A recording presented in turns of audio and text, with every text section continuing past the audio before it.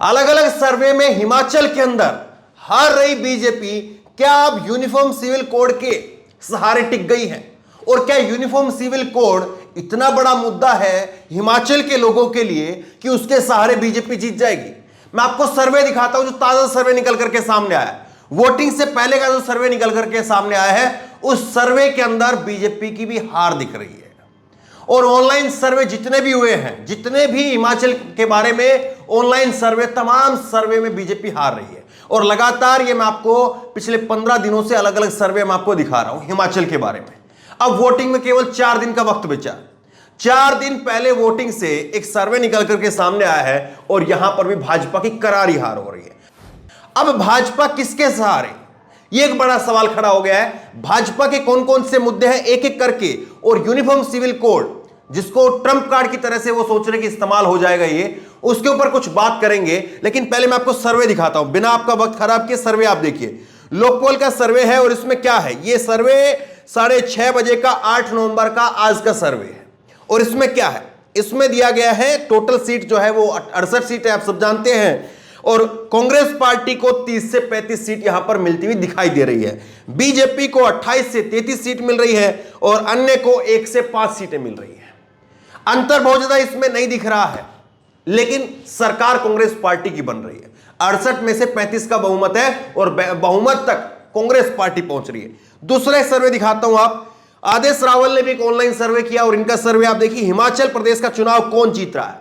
और अंतर आप देखिए, बीजेपी 19% लोग कह रहे हैं बीजेपी जीतेगी, जबकि कांग्रेस को वहां पर जीत के रूप में देखने वाले 81% लोग हैं। 12,000 लोगों ने ये कुछ ही घंटों के अंदर 12,000 लोगों ने इसमें ओपिनियन पोल में अपना भाग लिया है। तो हजारों लोग, लाखों लोग जो ऑनलाइन सर्वे के जरिए पता चलता है, उसमें पता चल रहा है कि बीजेपी की किस तरह से करारी हार यहां पर हो सकती है। और इसीलिए आपको जेपी नड्डा, अमित शाह, नरेंद्र मोदी जो शीर्ष नेतृत्व है उनका, और मैं जेपी नड्डा से इसलिए शुरुआत की है क्योंकि जब भारतीय जनता पार्टी की बात होती है तो अध्यक्ष की बात होनी चाहिए। अध्यक्ष पहले मैंने आपको बताया जेपी नड्डा, फिर उसके बाद में अमित शाह और नरेंद्र मोदी, मैंने इस क्रम में आपको बताया। लेकिन वहां पर आप मोदी से लेकर के योगी से लेकर के तमाम नेताओं के आप देखेंगे कि हिमाचल के अंदर डेरा डाला हुआ है। और कांग्रेस पार्टी की जो कमान है, प्रचार की कमान, वो प्रियंका गांधी के हाथ में है और प्रदेश इकाई की जो नेता है उनके हाथ में है। अब कांग्रेस पार्टी क्या वाकई प्रियंका के सहारे और वहां पर प्रदेश कांग्रेस के नेताओं के सहारे क्या जीत पाएगी? सवाल कुछ एक और खड़े होते हैं। सवाल खड़े होते हैं कि कैसे बीजेपी जो है वो चीजें कर रही है। बीजेपी का जरा आप ये मैनिफेस्टो जब लॉन्च हुआ था उस वक्त की तस्वीरें आप देखिए। बीजेपी लेकर के आई संकल्प पत्र लेकर के आई कांग्रेस के बाद में, और इसमें क्या इन्होंने जो टैगलाइन दिया है, नया रिवाज बनाएंगे। दरअसल हिमाचल के अंदर रिवाज है कि सरकार बदल जाती है और ये कह रहे हैं नया रिवाज बनाएंगे। चलिए ठीक है, लेकिन कुछ बड़े मुद्दे जो बीजेपी जिनको क्वाइन कर रही है, उछाल रही है, वो कौन कौन से मुद्दे और क्या उनके सहारे वाकई बीजेपी जीत सकती है? जरा देखिए। सबसे पहले नंबर पर वो लेकर के चल रहे हैं यूनिफॉर्म सिविल कोड को। यूनिफॉर्म सिविल कोड को लेकर के चल रहे हैं, समान नागरिक संहिता, उसको सबसे पहले नंबर पर वो लेकर के चल रहे हैं। लेकिन मेरी नजर में अगर आप देखें तो यूनिफॉर्म सिविल कोड लागू हो चुका है। दरअसल बीजेपी को क्या लग रहा है कि उत्तराखंड के अंदर जब सरकार नहीं बनी थी, जब चुनाव होने थे, जबरदस्त एंटी इनकम्बेंसी थी, लेकिन वहां पर भी एक घोषणा कर दी गई कि हम कमेटी बनाएंगे, यूनिफॉर्म सिविल कोड लागू कैसे किया जाए इसके ऊपर जो विचार किया जाएगा। गुजरात के अंदर भी यूनिफॉर्म सिविल कोड की बात जो है वो बीजेपी लेकर के आ गई, और अब तीसरा राज्य है जहां पर यूनिफॉर्म सिविल कोड की बात जो है वो बीजेपी ने की है।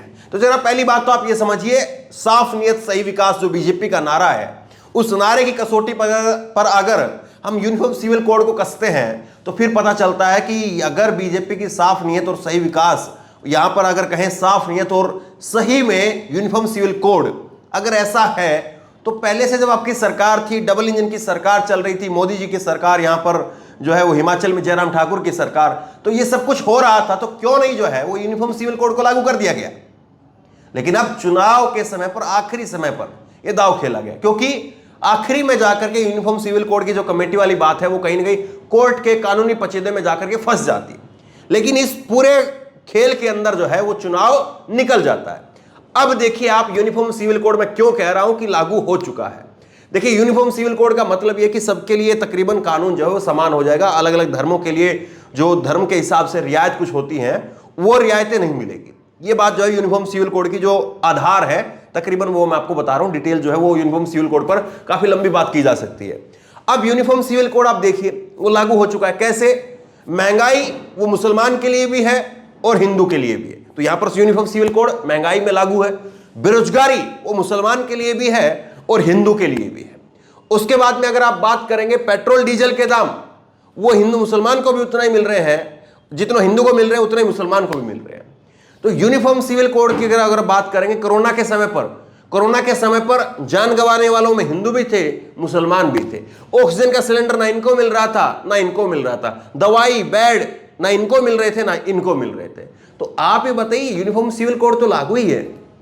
और फिर जो बात आ जाती है तो वो फिर बात ये आती है कि लोगों को अब शायद अपने पेट और अपने पर्स दोनों चीजों से मतलब है। ना पर्स में कुछ बचा है ना पेट में कुछ बचा है। और यूनिफॉर्म सिविल कोड जैसे मुद्दे से उत्तराखंड में सबसे बड़ा जो मुद्दा बना है फौज की भर्ती का है।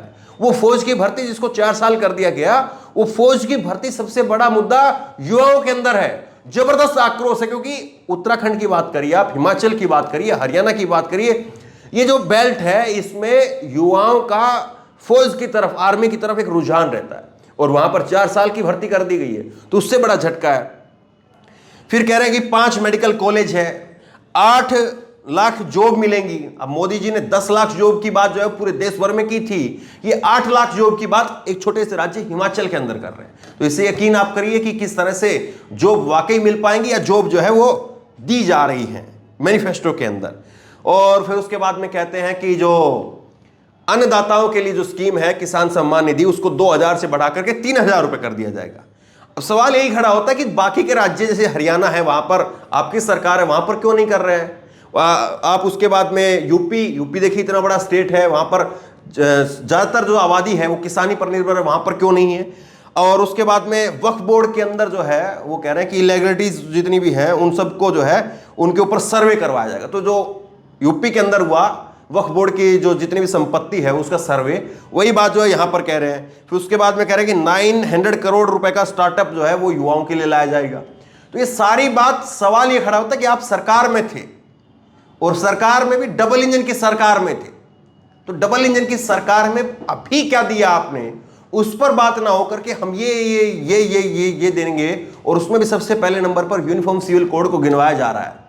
तो यही जो है वो शायद लोगों को खटक रहा है। और इसीलिए कई सारे सर्वे हमने आपको दिखाए, पहले भी लोगों की जो ओपिनियन आ रही है निकल करके वो हमने आपको दिखाई है। आप बताइए जिस तरह से माहौल लगातार नजर आ रहा है, हिमाचल से जो तस्वीरें निकल करके सामने आ रही है, तो वो क्या कहती है? क्या आपको लग रहा है कि कहीं से भी हिमाचल के अंदर बीजेपी का यूनिफॉर्म सिविल कोड वाला दाव जो है वो फिट बैठ सकता है? यह एक ऐसा राज्य है जो छोटा राज्य है, और छोटे राज्य के अंदर पहाड़ी लोग हैं, ज्यादातर लोग जो है बाहर जाते हैं खाने कमाने के लिए।